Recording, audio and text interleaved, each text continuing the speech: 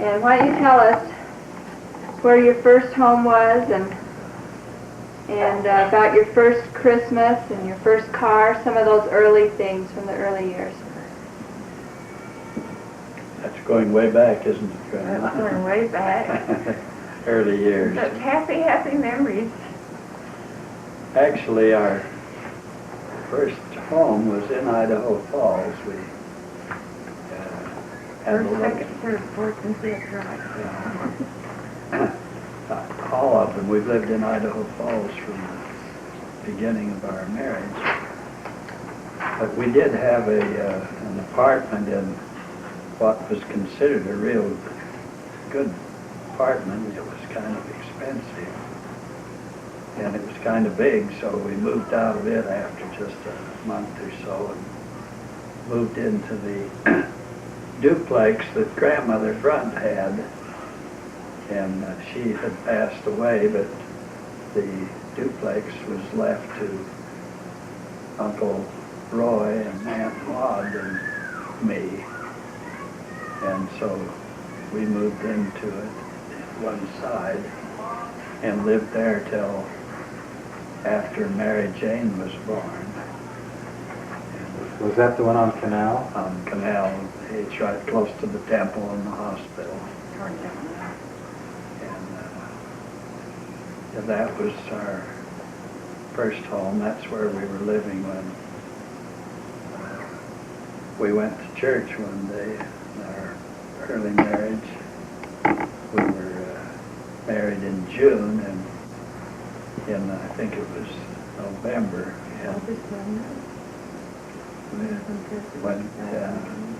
When the conference was anyway, and we went to conference. It was quite a while before, well, just after we were married, and I was put in the bishopric. It was kind of an interesting early experience. You can tell about that, Grandma, what happened. Well, shall I tell a little bit more about the home first? Lead up to this exciting first. Just mentioning about the homes, Nancy, it was really quite interesting that Grandpa had thought of us renting this little duplex of Grandma Brunt. And I hadn't been up here yet, to check on anything. And his sister Maud said, oh, you couldn't put anyone like Jennie Holbrook into that. You just find the finest apartment here in Idaho Falls. She comes from a real Aristocratic family. So Grandpa rented this really big, nice, expensive apartment. Not any furniture in it except a drop bed. And there we were with the big dining room, living room, and a couple of things. And he was gone almost immediately trying to set up a big, he was always so ambitious and so capable. There I was, and we just didn't fit, That really was quite strange. So he mentioned Grandma Brunt, and that was just right for us. We were right between Joe Brunt's family and George Brunt's family, and they were also, they just adopted us. We were just part of the family immediately. They were just wonderful to us. This little experience Grandpa was telling about was quite a shocking thing for us. And we went to state conference, and we really, of course, right from the beginning, well, before we were married, the church was just our way of life. We loved it. We loved the Lord and everything about the whole program of the Lord. And we went to state conference, and Elder McKay was there. And before the actual meeting started, they said they had a business to take care of. All the members of the First Ward, there was just one stake there then, stand. So we stood up with everyone else. And they said, or Elder McKay said, now, Bishop Johnson has lost his first counselor. He has just moved away. And we're going to install, just as a First Ward member, someone to replace him. And we'd like to submit the name of Delbert Groberg as Bishop Johnson's first counselor. And there we stood with the rest of the Lord and heard it for the first time. So we thought, well, this is kind of a different way of doing things. We raised our hand and gave We didn't know how they did things. We thought that was... We thought that was great, but that was a little surprising. Do you remember your first Christmas?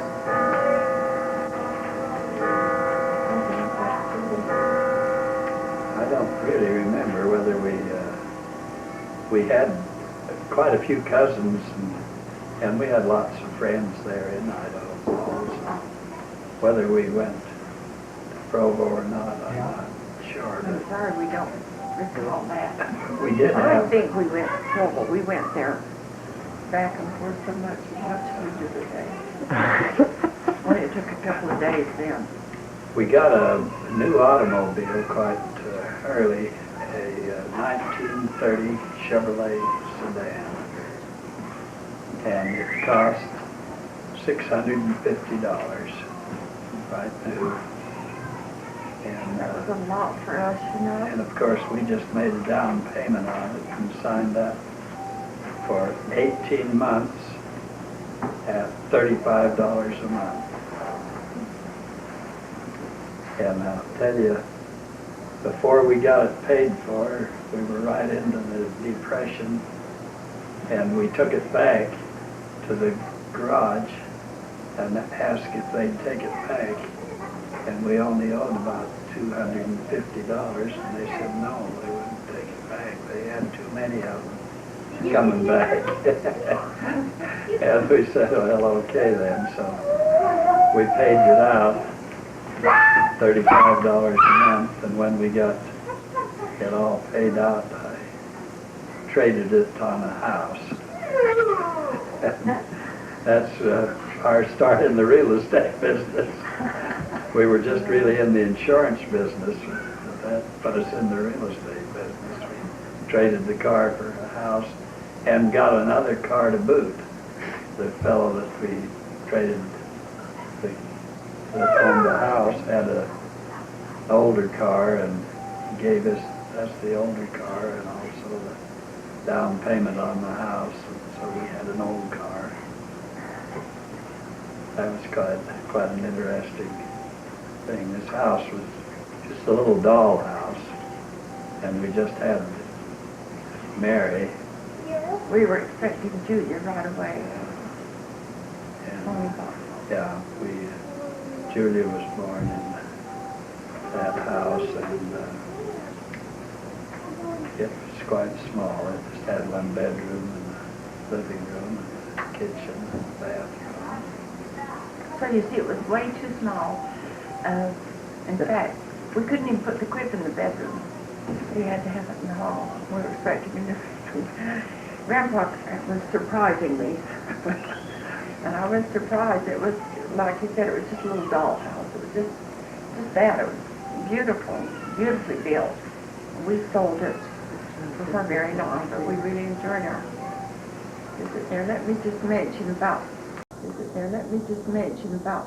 this real estate. You know, from the time Grandpa and I were married, the thought never even occurred to me that there would be any problems about my husband, you know, just being the one who did all of the support of the family, and he always has. Of course, that was the way it was in our home, too, you know, that I took care of the children in the home, and he made the living, and he always has done a terrific, marvelous job on that, as well as being a great grandpa and great father. Where was this first house? Was that the one on 6th Street? 6th Street, yeah. Oh. For Arnold Oswald, we sold it to him. And then we built the house on 10th Street where you were born there. Now that house, if you want to talk more about houses, it was just a marvelous house. We planned it all, and of course you can give the details, Daddy, but the builder told us that we could have all the cabinets units we wanted without any extra cost. You can tell about the cost. He really, I think afterwards wished he hadn't said that. Said he'd never put so many cabinets in any home. But it was the big selling point when we outgrew it, you know, all these wonderful cabinets. We really loved that. It was what we called kitty corner from the Cape Curry Park. And so that was our part. We just constantly were going over there and enjoying it. Just a little more about the house.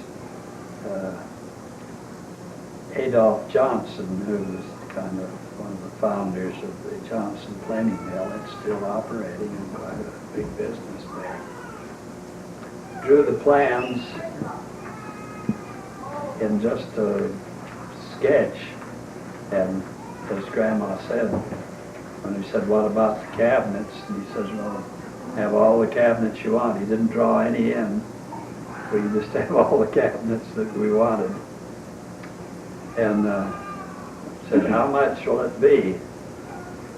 And it was a 3-bedroom, 1,260 square foot house with a full basement and with a garage and a fireplace and all the cabinets that we wanted. And the price would be $3,990. I wonder what it's worth today. Well, it sold for $45,000 back when one of our secretaries, that Theckley, you know, and I imagine it'd be around $60,000. Imagine, Steve. That's the same house. But another interesting thing that happened that was quite an experience, when we sold the house on 6th Street to Arnold Oswald, he had a bond, which was a deposit that he had, they called it a bond, in the Mountain State Savings and Loan. And the Mountain State Savings and Loan was insolvent, and it wouldn't pay any thing on it, or only pay a small portion of it. But Arnold had it. He put $1,000 in it, and it was a $1,000 bond. And I took it over to the Mountain State Savings and Loan and said, isn't there any way that this can be redeemed? And Mr. Wright, who was the secretary or the president of it, said, well, of course, if you owed us some money, we would have to take it as payment on the obligation. And I had a little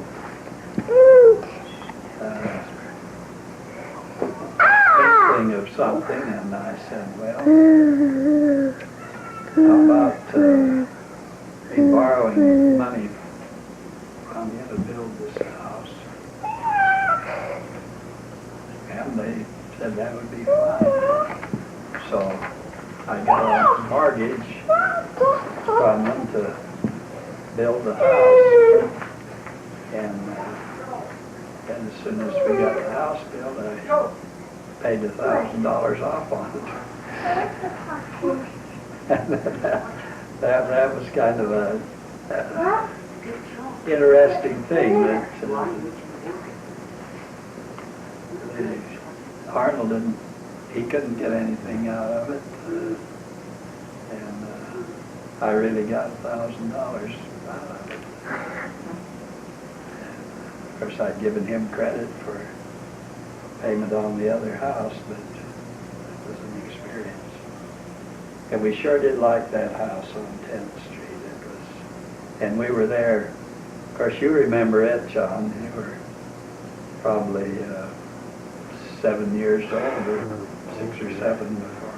I was in about the 4th grade. About 10 years old. And you moved from there to 12th Street?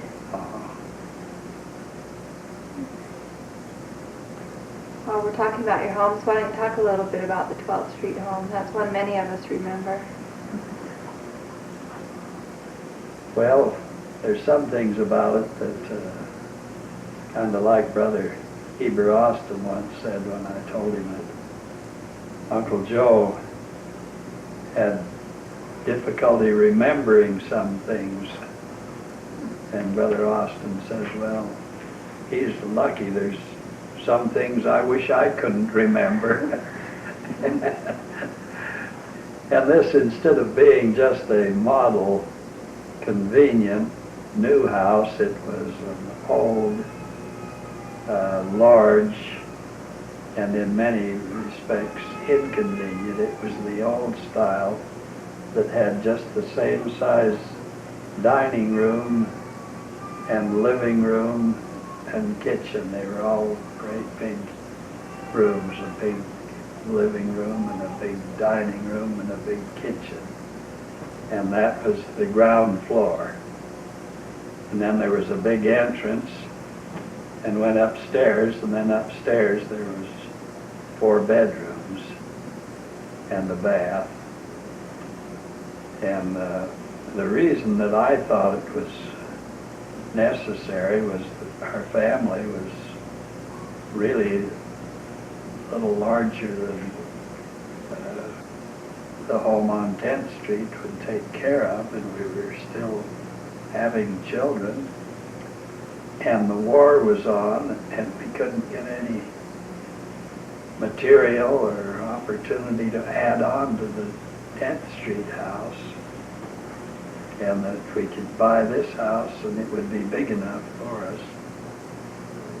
And I think it was big enough, all right, but it wasn't near as easy on the mother in the house and the children. But we did quite quickly, as soon as it was available, we built on a bedroom downstairs, another bathroom. And then before we left the house, and this is kind of interesting thing, what happened, we were there, of course, for over 20, almost 25 years, but 5 or 6 or 7 years before we left there, we remodeled the kitchen. And Most beautiful kitchen that you've ever seen. Huge, just right for little children. And the kitchen remodeling and fixing it up cost more than the house did when we bought the house. And we immediately moved out. But the people that bought it, they bought it because of the kitchen. But it was really we had the same Johnsons that did the cabinet work in our 10th Street house, or that built the 10th Street house, just really disregarded everything and just built a kitchen there. But it was a fun house and a fun neighborhood. And Joe mentioned one day when he came back from Chicago or something, come along 10th Street or 12th Street, and he says, when I was growing up, when I was living here, I thought this was the center of the world. The whole world was 12th Street. Had paper out on 12th Street. Our friends were on 12th Street. We went to church right just around the corner from 12th Street. It just seemed like that was our whole world. And I guess it was kind of a center for you. You got the first 100th Street block and the second 100th Street gang and the third 100th Street gang. Well, I'd like to add my little bit about the 12th Street house. Okay. We bought it, with the idea that as soon as we found a newer, better home, we'd move into that. But we stayed there 25 years, and we had a lot of marvelous living in that house. There's 2 little experiences I'll have to tell. They're kind of funny. There's a lot of them I'll tell.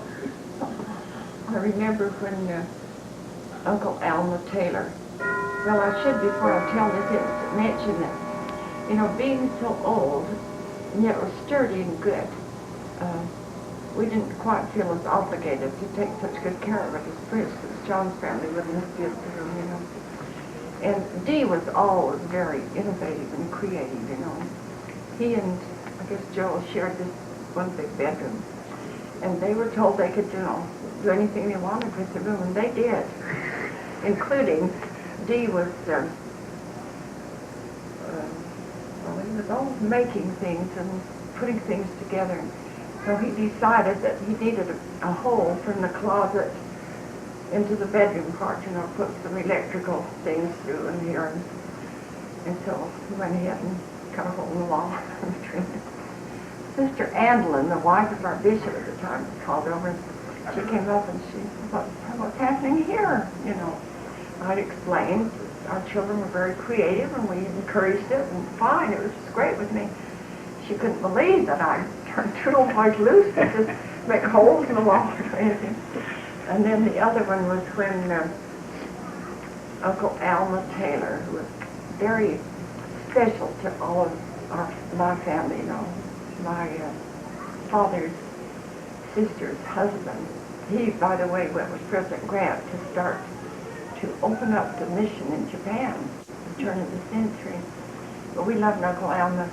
He used to come up to go fishing, but he and Father often went with him. They stopped and to stay overnight with us, you know, before they went on. And I had a place for Father. I was trying to figure out where to put Uncle Alma. And I said, well, the boys' bedroom, it's really a porch upstairs, but we're using it for a bedroom. It's all, had walls all around it and big little windows and so on. And so I said, Uncle Alma, let's go look at it. But the children were all to bed, you know. And I don't remember, was it Dave or John, maybe D, probably D again, I'm not sure. But anyway, they were really creating something great there. And they had all kinds of electrical wires, but they fit across the bed up to these attachments or something this way. And that's why they weren't sleeping in that room, you know, right at that time. So I remember, I said, this is fine, it's a bed, we're not going to be that many hours. So we showed him and he went in. And so the next morning when he came down, I said, how did you sleep? And he says, after I got through all the wires into the bed, I just dare move for fear I'd be electrocuted. I could see what he meant. I mean, we kind of let the children do what they wanted to do as long as it was creative, you know. There was, you know. But I can remember, we were no different then, were we? Very young. But Uncle Alma was really a special man, a special friend, and thoughtful of us, and could tell stories about early happenings. He translated the Book of Mormon into Japanese and presided over the Japanese mission for several years. I think he was there 9 years. So just went out as a young man, and he had a good knowledge of the family, and Grandpa Holbrook especially. He married Jennie's Grandpa Holbrook's daughter and was a partner with him in the business. He used to tell us stories about how remarkably generous and thoughtful and absolutely honest in his dealings that Grandpa Holbrook was. He just admired him and was so well acquainted with him that it gave us an opportunity to hear things that I hadn't known, and I think even Jennie had known about her grandfather. That was extra choice. Let me just quickly, I know we're taking too much time on this, but when we were building this wonderful kitchen, we had some very good carpenters, and they were working away. We had a new man come. But I had taken the little ones and gone to do a little shopping and slipped into the bag. And they didn't even know I had come in the house, and I was just quietly putting things away. And they were busy working, and one of them said to the new one, well, there were just the two. Said, the new one said, well, we can finish this today. And he said, well, why? He says, we're getting paid by the hour. We can stretch it out for another day, maybe even two. And the other one said, well, what, did you finish it? And he said, well, no. And they were actually saying those things, you know. They didn't know I was listening to all of them. But I've always remembered the strange feeling I had. You know, one was actually telling the other, it says, you've been kind of new on the job, just take it easy, you're getting paid by the hour, and this can take a little longer and a little longer. I remember the disappointed feeling I had. I guess I told you that. Okay, let's go. Grandma, why don't you tell us when you decided Idaho Falls was your home?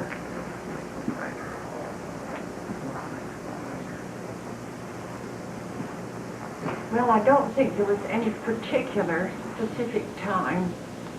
I think it came very gradual. It was real hard for me to give up the idea of living in Provo and having the BYU and our children going and all this and that.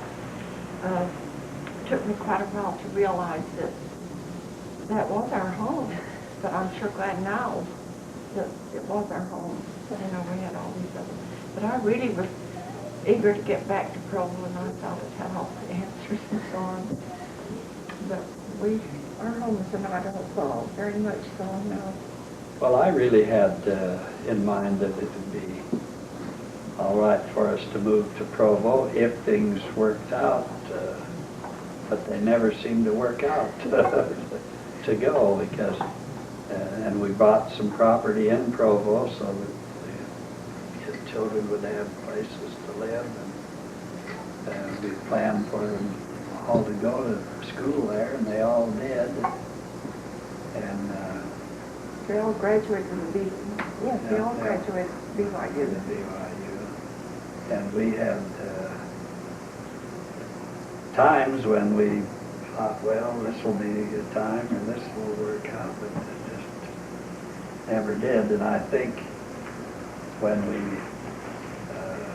especially when we were called to be the president and the matron of the temple, we decided that maybe Idaho Falls was where we were to be anyway. Well, that's very true.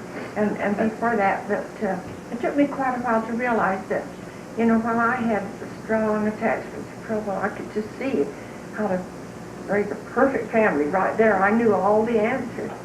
He also had that feeling about Idaho Falls. That's where he was born. That's where his parents lived for a short time and died. And his real dream and hope was someday he'd go back and finish that, you know, the dream of his parents. And it took me a while to realize that. And it was the right thing. It was Daddy, Grandpa was supposed to go there. And he's made such a great contribution not only to our home, but to the whole community, if you know his story, and to the church, everything, and the growth of that community. So that became our home. But he had real strong feelings about that place too. It took me a long time to come 100% around. You know, I'll have to tell you a story that I think it flies equally here as it did to Grandpa and Robert Anderson's wife. What's her name? Madge. Madge.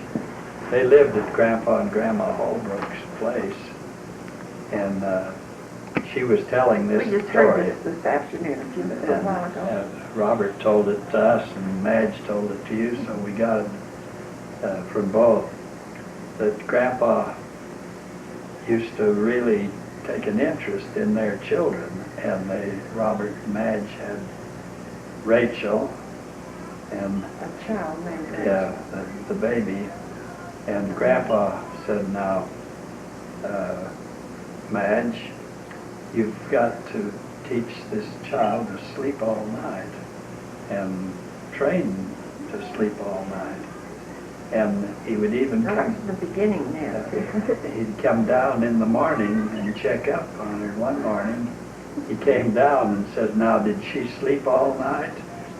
And Madge says, now, Grandpa, you raised your children the way you wanted to raise them. And she was just going to say, and Let me raise mine the way I want to. And Grandpa said, just a minute, Madge. I didn't raise my children the way I wanted to. I raised them the way Sina wanted them. And you know, That was true. there's really a lot of merit in that. And I think, while Mama says I really did a few things in the community there, she was with the children all the time. That was her principal interest and her principal love, and her work and her efforts was with the family and with the children, and but she sure did support me. I was telling some of the children the other day about they wanted to know about why I had gone into appraising, and I said, well, one thing I'll tell you, I had applied for an appraisal. Did you put this on the tape before? Oh, I just told about it, but it's just an example of how supportive Grandma was for me in my work, and knowing that she would have to really be with the children, and was so willing to do it. Why don't you tell us some of your Christmas traditions with the family? Okay, I'll tell one. We used to, every Christmas morning, before the children came down into the living room, we would insist that they go into the kitchen and have at least one slice of toast with some hot tomato juice, because they got to eat all that sweet that was in there. And they did that. We just insisted on that. Do we have any special traditions? Well, that's one that, of course, the children would line up, and it was really a test for them to wait and eat something before they went in, and we did that all the time. But another tradition that we had that was really special was having a neighborhood open house for the neighborhood, and we would have Christmas scenes and have each of the children in charge of some portion of the Christmas scene, and have all of the properties, so that, and then we had music, and we had printed materials. We've got quite a few pictures of some of those scenes. I don't know if John would remember. Maybe we did more of that after you were grown. You weren't there when we had the Christmas story land. I think that I was remember a little later. going to them. Okay. Yeah. That was a little later. Why don't you tell us some of the things that you try to do to help the children have a happy life? Do you remember? What your philosophy maybe of raising happy children were, because they were all happy, I'm sure. What did you do, Grandma? They were always happy. Maybe they weren't always. You know, it's been a long time.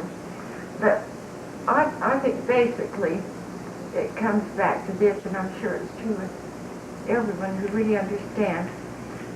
Of course, you have to love them. I mean, you just do love them to give your life for them. But it's so necessary for them to know, or to, I don't think we did any of this deliberately. We just really loved the children with all our hearts. And we loved each other. And we loved the Lord. Now that's the important thing. And we loved the Lord so much in His work, and just thrilled with any opportunity, to serve in the church. And of course you teach your children, mainly by your example, I guess, your attitude, and that was the way I was raised, Now, my mother had such a deep love for the work of the Lord and for her family, but it was all one. It wasn't, you didn't analyze it this way and that. It was just one great love. It was a way of life, The gospel way of life is not only truly great, happy way that just goes on, you know, better and better. And I think that's been so basic all the way through. We've had our ups and downs, our disappointments and things, but we always knew that we were going to do what the Lord wanted us to do. I mean, we never particularly thought about it. We just were. That was happiness. And I think the children really responded to that. Generally, you know, there's lots of changes through the years, but I think that is the real key to the real happiness. You know, that you really, if you truly love the Lord and truly love His plan and all, you love each other naturally. You know, that's the basic, most important. Yeah, I think too, in that same spirit, though, it is to develop the talents, and I think Mama was very helpful in that, in teaching music and in encouraging them in music. And we had a musical climate in the home, and it was pleasant, and they enjoyed performing and enjoyed learning how to play instruments and how to play the piano. I think every one of them could play the piano, and I remember I used to really take my part in carrying the violin case. We had 9 different instruments going at one time, but that was an important part, all right. How did you handle it with all those kids all going different directions? And must have been You know, it difficult. was a small community, and it wasn't very far to take lessons. They would walk. We didn't really have a big taxi business, hardly. Same with the paper routes. They all took paper routes and just did it, and the little ones would help the bigger ones. It wasn't just music, though, Nancy. The children loved to participate, even before they were old enough to go to school, in a lot of home activities. We used to always have some kind of a family home evening before it was really official. Of course, the home I came from, we always had that, you know, Mother's home. But I remember when Mary and Junior and John were very small, I think probably even too small for John to remember this, we're having some kind of a drama or something. It was Christmas time, and they needed, while they changed the scenery, there were 10 minutes or so, and they wanted us to do something, and we fixed a little costume for John, and he was a Santa Claus. Do you remember that at all? He was so little. Mary and Julia were not much bigger, and I don't remember what they were fixed up to be. Maybe helpers or something, and they learned this little song for about 7 or 8. A little act in the chamber. Those 3 little kids stole the show, the main show. They were so little, you know, but they loved to act, and, you know, Junior was just born an actor. And John was just so perfectly at ease. Nothing particularly shy, but I remember that.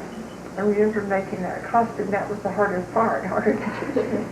So he looked like a little tiny Santa Claus. It was real cute, real fun for the occasion. But they were always, you know, playing or acting some little thing. I think too, and this wasn't near as important, but it was important, as we were always planning trips and outings, and That is important. and there were rewards, and we really had big ones. That is, we really went up to the Salmon River, the River of No Return. Went to Alaska. And we went clear Back to the church history. clear back to Vermont and all the points. American history.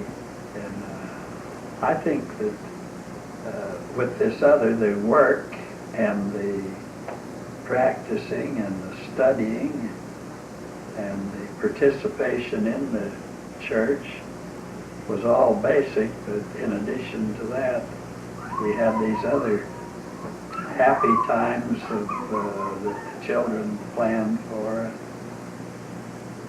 I think we all just thoroughly enjoyed those trips up to Big Tom, was it? Long Tom. Long Tom. Long Tom Camp, clear up in the river of no return, where no one really knew much about it. But we went up there, fished and camped. And we did that several times till we knew just where to go. I think Gloria and George, I guess, were the only ones home. Daddy and I went from Idaho Falls up to, well, Beth used to live up there before, you know, right close to where she lives now. And we camped out about 3 nights on the way. We all took sleeping bags and slept out. We decided we wished we'd done a lot more of that type of thing, you know. It really was great. But we went right up through to go to Washington, to Seattle, where they lived. We went right up through the Salmon and then up through the Panhandle and around into Washington. And really saw lots of Idaho. And Why don't you tell us about your Eagle Scouts? You know, scouting was an important thing. And your daddy started out. He was the youngest one up to that time to get an eagle. And we just assumed they'd all get their eagles. And John set a great example, of course. And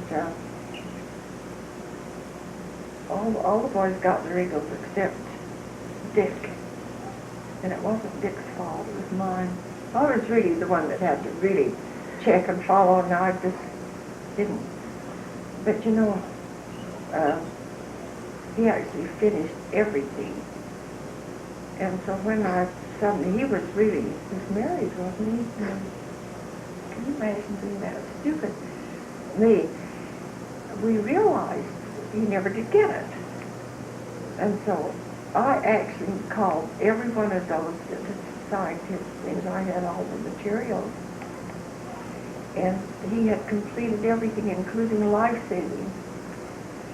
But in the meantime, he turned 18. They wouldn't let him receive him after that. But I have a little necklace. I should have worn it. actually, people say because it has 6 eagles, 3 on each side, and then a life, which is the eagles are all silver, and the life is a red, a heart. And We'll show it to you. Does this show the colors? People say that's just a beautiful necklace with the heart and the red and the other. I bet you planned it that way. And Mama says how it worked out. That they all did all their work for it. But Dick deserved to get his eagle, Grandpa. He really worked for the Scouts himself a lot. Why don't you tell us about your missionary years and what it was like to put your oldest son on the train for his mission, and the same day Julie got married? You know, that's a real period of 19 years, almost without exception. We had missionaries out, 1 or 2 or 3 at a time, but our letters and our keeping track and their going to meet and see the country where the missionaries were was really a very interesting part of our lives. We've just been reading this last little while letters from John, and it's interspersed with, we're reading the Book of Mormon, and we're reading the Old Testament for the Sunday school class. But these letters are just like Scripture.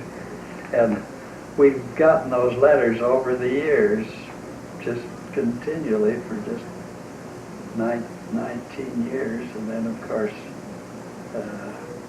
then 9 more years with John in Tonga presiding, and Dee in Japan presiding, and Joe in Peru presiding. So that's 9, and 19 And is then Dick was our state mission 28. president for several years.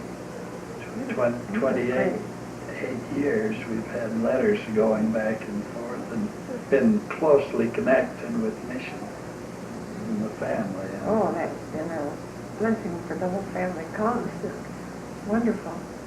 But I think this first missionary, John, he'd had all these shots, of course, and more, I guess, than they needed later. But when Julia had really planned to get married Christmas time, and then when John got his mission call, she wanted him to be there. They got married on August 17th. And John had had these shots, and he was standing in the line, and he was really sick. And he said once, I really need to go lie down or something. And my heart was just aching. I didn't know what to say or do, because he had to be put on what we used to call the midnight train, which really left about 1, or if it got in, or 2. And he was going to go from that reception as sick as he was. We took him down and put him on that train, and he was so sick. Oh, it was awful. But he went. That's where he was to go, to the mission train, you know. That was really hard. But we really had an interesting time with the first missionary. We were so anxious about everything working out. On the 15th of May, Brother Joseph Elworthman was our conference visitor. And then all the missionaries had to be interviewed by the general authorities. And he interviewed John for his mission on the 15th of May. And of course I knew Bishop Worthman. He was on the board of directors of the broadcasting company with me. And I said, now John's birthday won't be until 17th of June. When do you think the call will come? Well, he says, I'll send it right in, and I think it'll probably come right back. And, you know, right back with us would be just the next day or 2. And we had a meeting again with Brother Worthman at one of our board meetings, and it was into the middle of June. Been a whole month. And Brother Worthman says, well, his birthday wasn't until the 17th, so they'll wait till the 17th before because they're calling him at age 20 then, wasn't it? You were 20 years old. But it'll come. Well, then the group that were going back to Palmyra were trying to organize. And John played the trumpet back there, and they wanted to know if he could come back there. And well, got a mission call coming, and it'll probably come before then. That wasn't until August. And July came and went. And then President Hart, he got interested and anxious about it. And he said, I'll go in and talk to Brother Hinckley. Brother Hinckley was the chairman or the secretary of the missionary committee. And he went in and... No, he didn't. He told me to go in. Oh, he went... Did he go first? Oh, yeah. And he First came... I knew that. And he came out kind of... and instead of having an answer that, you know, what we wanted to know is whether John could go and play at the pageant, or whether the call was going to come, or whether there would be time for that. That was what we were after. And he came out of Brother Hinckley's office and said, I think if you'd have Jennie go up and talk to Brother Hinckley. And, I guess this was classified information. It's the first time I've heard of that. yeah. Because he says they've got a call there that's just waiting For landing. waiting for a landing permit for Tonga. And I suspect that if Jennie would go up and talk to him, they may change that because they don't know whether Tom is correct. You better be here while we tell this. when it will come. And so I said, well, Mama, do you want to go in and talk to Brother? I didn't know anything about this other, you know. Talk to What he Brother. told you. This is where I entered. But what President Hart said, that there was a call there, and it had been there, dated clear back in May, or about when Brother Worthland said it was, but they were waiting for a landing permit, hadn't got one. And he says, I think if Jennie would go and talk to him, he'd maybe change that, because he don't know whether it'll ever come or not. And so that was that part. Oh, Bobby got that. Well, anyway, when I went in, very innocently, not knowing anything about what the priesthood had said or done at all, I was just supposed to go in and talk. And Brother Hinckley said, it was Brother Hinckley I talked to, and he said, your son has received a call that maybe we ought to change the place. And I said, don't you change a single thing. Don't you dare change anything. I'm just here to find out if there's been something, well, I don't know, I said whatever they told me except that. I said, no, don't you change. There's nothing else to change. The whole world has been changed. And I just decided not to talk anymore about it. I was assured that the call was fine and it would come through, and but he said, I think, did they tell him maybe they should change it and I should? Well, it was just that it had just gone on and on and on, and Thought maybe send him to a different place. And that we were innocently trying to find out whether it was going to come through in time so that John couldn't go to the pageant, or whether it was going to give time. That was what President Hart and I were just anxious. And do you remember, John, that was a kind of a balanced thing of whether you go to the pageant or not, and we didn't know anything about it. I'm glad you used that term, innocently, because I really very strongly and very innocently told President Hinckley not to, because I believe that call was from the Lord, and we certainly should never interfere, even put a shadow or anything else on us. All just as that's that. Well, that was the right thing, and that was, but that we were doing what we thought was all right too to see. But President Hart, he just said, Why did they ask me to go? well, Anyway. Anyway, So they wouldn't change it. had absolute confidence, Mama, that you would say don't change it. Well, anyway, it was sure the right thing. But I have thought a lot about how possible it would have been without the feeling of inspiration and the feeling of what was right to maybe make a comment that could have changed the whole thing. It was that was our experience with this first mission. We could tell for many hours, missionaries, the letters, content, what the children have told us, and just marvelous experiences with Dee and Joe, both as presiding, and all of them. Dick was a great missionary. Another thing that we kind of got pretty well trained in was whether there was 2 letters, 2 envelopes that come, or just one. Yeah, when your daddy got his, were you there at home? Kind of trouble. But we called, anyway, John didn't know where Toma was. The first night.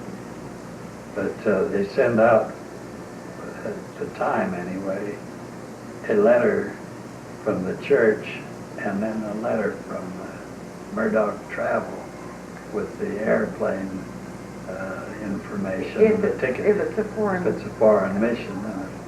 And when David got his call, there was just one letter just to call to the southern states.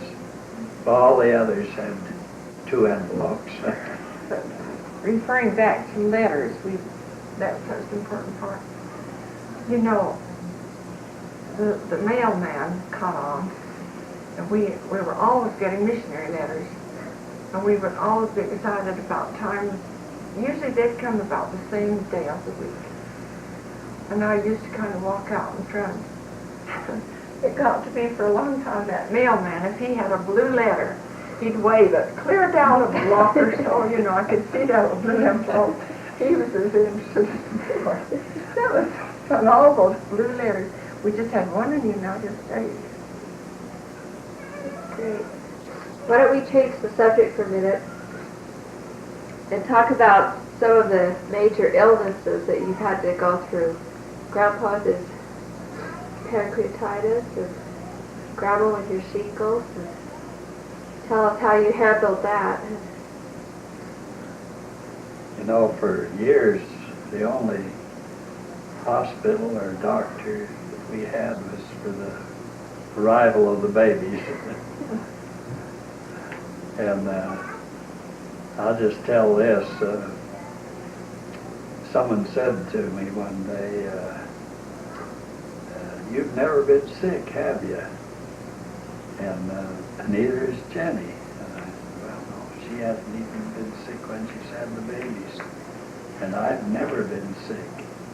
And this friend says, well, the Lord must really love you because we've had so much illness in our family and so much sickness. And I remember I said that either the Lord loves us or maybe he's forgotten us, because sometimes it seems like through illness we realize how close he is and how much his blessings mean. And I hadn't said that very long, and I had a little accident where I got hit in the midsection of my front the car door. It was real terrific, right on his pancreas. And I got sick a few days later, and they couldn't find out what it was. And I was in the hospital off and on, and finally they had an exploratory operation and found there was a cyst on the common duct that It is a grapefruit. and they couldn't figure it out, and I was in the hospital for 47 days, and I kind of took those words back, run them through again, that now the Lord had remembered me. He hadn't really forgotten me. But we were blessed so much by people's interest and by their faith and their prayers. And that was really the first kind of illness or deal we'd had, except for the children. Well, yeah, but before we had any of the children's illnesses, you got the chicken pox, and you brought them home. And then, you know, Mary had a ruptured appendix, and that was a scare. Wow, Mary was just marvelous. Little girl, 9 years old, and just bravest little thing in the world. And I remember when John was in, I don't know what grade, Miss Bunker called me. What grade were you in? I don't know, but the principal of the school was, she'd never married, you know, and she called and she just really, she was just trembling. She could hardly talk. She said, John's been hurt. No, Mrs. Groberg, I'm afraid it's very serious. And I couldn't get hold of Daddy, you know, I just went cold all over. But he'd just been hit in the head, was it? Yeah, we were playing football and got kicked behind the ear. I think he went back to school that afternoon, but I called all the children in, and the little ones that weren't in school yet, you know, and we had a special prayer, and we finally found better, but John was just knocked out, you know. But, you know, there's been a few broken bones. I remember once Louis got, David was always so sweet and loving. Daddy and I were gone someplace, and I think it was Louis got quite a severe cut right close to his eye. And David just marched him. Harvey Hatch lived just a half a block down from we were. And David just held it and went down to Harvey's and took care of it. And then little Gloria got a terrific.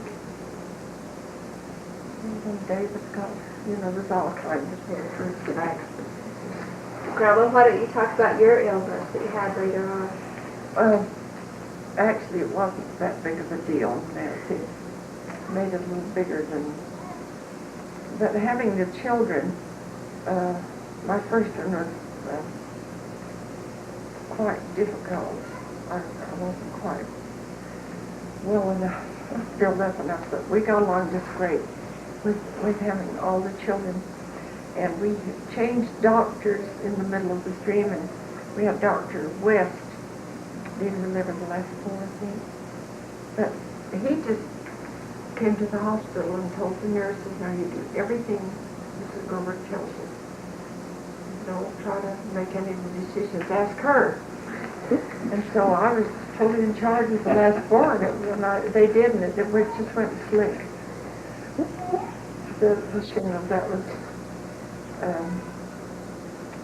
well, I just really got the shingles. I didn't know what it was, and neither did the doctor. And that, the thing that was the most unfortunate, I won't name names. I had to give a talk, conference or something, and I noticed all these little blisters. So I went to the doctor. He says, are you in pain? I said, not in the slightest. He said, well then, I'll give you medicine and just rub it on, and by the time, this was a couple, 3 days ahead, just rub it on carefully, and if it doesn't go away, this rash, whatever, rub it on again the next day, you know. And anyway, I gave the talk, just put a scarf around me, and I felt just great, no pain at all. But the next day, the skin specialist, who was on vacation, Dr. George Brown, you know him. And so we thought we'd go see him. I still had no pain. The first doctor thought, because there was no pain, I guess he maybe thought what it was. But anyway, when I went to Dr. Brown, he said, well, I hate to tell you this, but you've got a bad case of shingles. But I'll tell you what you do. Don't touch them. Don't even let your clothes touch them. Don't let anything touch them. If you do anything, you know, if you touch them or rub them, you drive them in, you'll have real serious problems. Well, we've been doing that for 3 days. You know? So they did fill my lungs, and that has been a little problem because once or twice when I've been in the hospital, you know, they take my lungs for x-ray. When Grandpa had his last illness, I couldn't talk to doctors. They absolutely refused to believe that that was from the shingles from 15 years before. They were determined I was almost dead with pneumonia, and I was a bit sick. There's quite a story there. But I got some pictures with right up behind me, so if anyone tries to take me in again, I've got the evidence now. They refused to believe the word I said, so we finally got the lung specialist. So that was, anyway, We're fine. But We've had a little illness considering everything that's pretty much mentioned. it's really interesting that this Dr. Brown just told us that this was a kind of a virus and that it was something that the natural little good soldiers in the blood would attack it and wall up against it so that it couldn't advance, and that if you did anything to interfere with that, these things could go right in, and it was so close to her eyes and so close to her vital brain. And he told us, and this dates just when it was, he says, I think that that's what happened to Elder Richard L. Evans. Well, he says, I know it was. He had That they medical gave him medical cortisone or something that stopped the natural defenses. Don't you ever take cortisone. And and another thing he said, He says you've got exactly what Richard L. Evans died with. Yours had stopped an eighth of an inch before it hit that main nerve. but he said too, I'm going to give you the most difficult treatment that you can imagine, and that is nothing. Don't you do a thing. We're not going to give you anything. Well, why don't we move on and talk a little bit about the golden years after the kids were gone, and what are some of your favorite things to do, some of your hobbies and things you like to do besides being with the family? Well, I think we're a little different from some of the families because that's sort of assuming the children are all gone, now just the two of you. We've never come to that. Never. We have, like someone said, can you cook for just two now? And I said, I've never had occasion to. We always have someone there. You know, and we still do. That's just the way it is. We do so many things together, and that we do. Like he said, every home evening we get out. We've been reading your daddy's, some of his missionary letters from his dad. They're just like scripture. They're just marvelous. That's why I said I've got to take these copies and put them so you'll, you know, when the others turn up, that's fine. But in the meantime, we've got most of them, 86 of them. We'll have them available because they are just marvelous. And we, what do we do? Well, I think one of the... We go for a walk every night for a mile. I think one of the golden periods that we had is in our temple work. That we really, and that just came right at the time of our golden wedding, and we had the children made us a quilt with pictures and little emblems from each of the 50 grandchildren with the statement, 50 golden years, 50 beautiful grandchildren. And I think too the happy parts of this period after the children left is their coming to visit us. We were just so thrilled to have you two and the two little boys come up and visit, and then Merrill and Matt, not too long before. and then George and Bonnie just came, and that's really our Kathleen and Del. uh, Lisa and Mark. when people say, what are you doing? We just say we're having joy and rejoicing in our posterity, and that's a good job. I know that you love the scriptures, but what would be one of your favorite books besides the scriptures, or besides the church book? You know, when you say besides the church books, we've got one book that it says right on it, this is not a church book.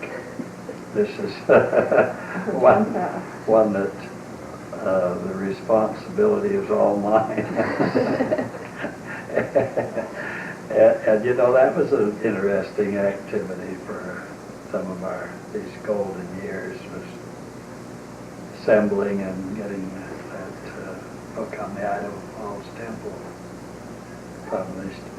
I had an interesting letter just yesterday from the head of the Idaho Falls Symphony. It was the most interesting thing. You know, you wouldn't... Mary had given me one. She was with the Symphony Guild, you know. You wouldn't He think read it immediately. that this would appeal, but he was born back east someplace, and he said he'd heard about the trek and the pioneers coming across the plains and coming into the Salt Lake Valley and planting some crops, and the grasshoppers or crickets coming, and people stopping to pray, and then here the seagulls come and ate. And he says, I'd heard of that, but he says, I'd never seen a picture of Brigham Young. And he says, I was just so interested in your book because it had a picture of Brigham Young, who was the head of the pioneers. But he really wrote a whole couple of pages about the book. That's been just a real, and then Mama's doing a lot of work gathering the writings of Grandpa Brimhall, and that's a big job and a very important job. But it's, excuse me, I'll go ahead and finish. Well, it's just one that she's qualified to do, and having time to do it is really something. I had no idea that so many of those writings are so great. They're just marvelous. You get just working on them, just get someone to do this bunch, you start reading, you can't put it down. Reading is much greater than I ever realized for that. But non-church, of course, most of those are pretty close to the church. I don't know, I've always quite enjoyed Shakespeare. You know, Margaret is married to a professor of Shakespeare. We have it somewhere. And all great literature. You know, we don't, excuse me, Dad, we don't really, through the years, we haven't taken time, though, we read a lot of church things, but not a lot of the others. but someone, I think it was Mama that gave me this book about the great fisherman.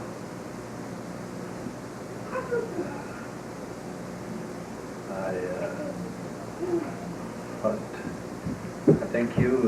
Hemingway, Old Man in the Sea. The Old Man in the Sea. Oh, the Old Man in the Sea. Well, we were here one evening when Johnny was. But that was given to me, and I read and enjoyed that. And it really has a feeling and a message to it that's kind of special. And I enjoy history books and the accounts of the Constitution. We've really been pretty... Oh, we love American pretty involved in, like, the bicentennial, and now the bicentennial of the Constitution. And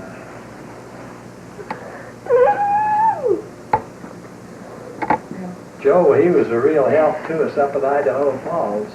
He'd be a real help here.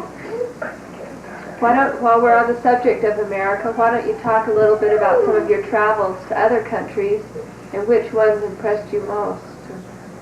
And then then talk a little bit about your involvement with the bicentennial.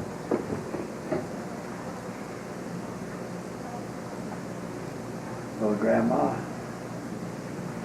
You tell about your trip with Mary. I went over and met Mary Jane after she finished her mission. We toured around several other countries. She served mostly in Ireland. And Grandpa and I went with Dee and went all around the world. But, of course, we were down in Tonga and all the countries, I guess, her children have been. But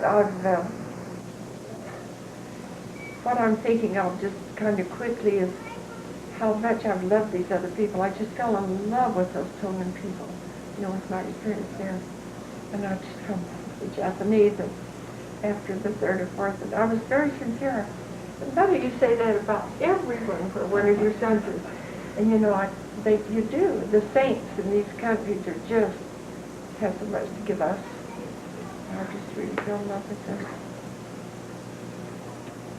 Of course, the first trip that I took for meeting a missionary was when John finished his mission, and we'd really planned that if things would work out, we'd meet in New Zealand, and that was where my mother's folks settled and came from New Zealand.